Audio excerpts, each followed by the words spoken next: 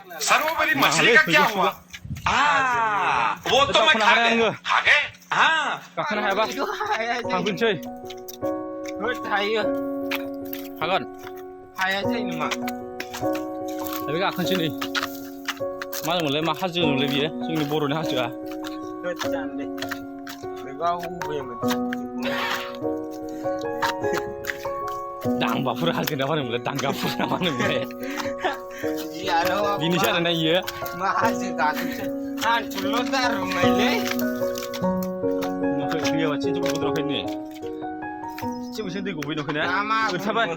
ना मागुर मोनगौमोनदां बाला नाखौ इयाव मोनोब्रा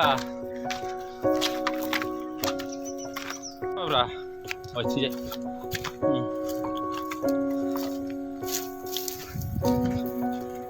दा अखा हाथारदोंना ओंखायनो बिदि जादों हाग्राया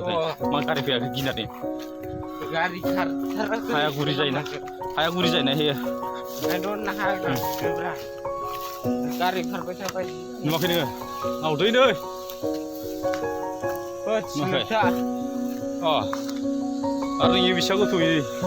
थावगा नुवाखै सानखौ नुवाखै नै नुवादा ओइ गायाव दुगैमोन नांगौमोन ओरै फैदोंमोन दा जों जानायसो फैनो हायो खेला जिबफोराव निसा लाना फैनो हानो नों बगस सानो खेला नों फिबाय आरो फियाखैलाय नोङो गाज्रि फैखाबाय आसा थाबाय मिथिगौ ना सावना सुङो जाया फैनोमोन नोङो गासिखाना अ माबायाव क्रिसमास माने माबा फैगोन जानुवारि क्रिसमास खनसे फैनांगोन र' क्रिसमासाव अ बिसोरबो जायोना साराव फालियो खिन्थु डिउटि जायोलै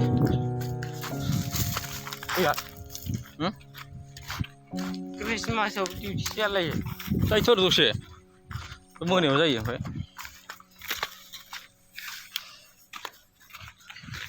हो